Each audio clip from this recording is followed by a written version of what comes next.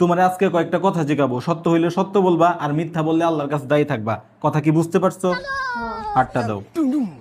তোমার আমার মাঝে যখনই কোনো ঝামেলা হয়, সাথে সাথেই তুমি সেটা তোমার মা, বোন আর বান্ধবীদের যায় বলো। কথা কি ঠিক না ঠিক? ঠিক। রাগ করলা? না। বলো নাউজুবিল্লাহ। নাউজুবিল্লাহ।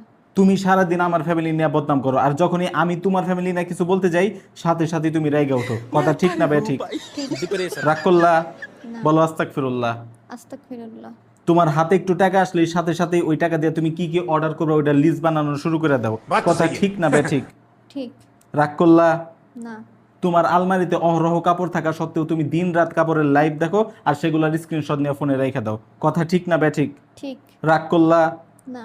বাসায় এত ভালো খাবার থাকা সত্ত্বেও তোমার বাইরের মামার হাতের ফুচকা খাইতে ইচ্ছা করে। কথা ঠিক না ঠিক? ঠিক। রাগ করলা? না।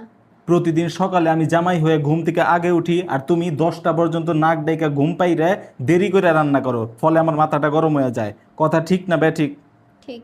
রাগ করলা? না। এইসব আর কখনো করবা? না।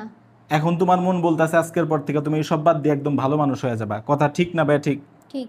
রাগ করলা? না। বলো আলহামদুলিল্লাহ। আলহামদুলিল্লাহ। তোমার আলমারিতে যেহেতু অনেক কাপড় চোপড় আছে, এই কুরবানিতে আমি তোমার কোনো কিছু কিনা দিতে পারবো না। কথা ঠিক না ঠিক? ঠিক। রাগ করলা? না। আলহামদুলিল্লাহ।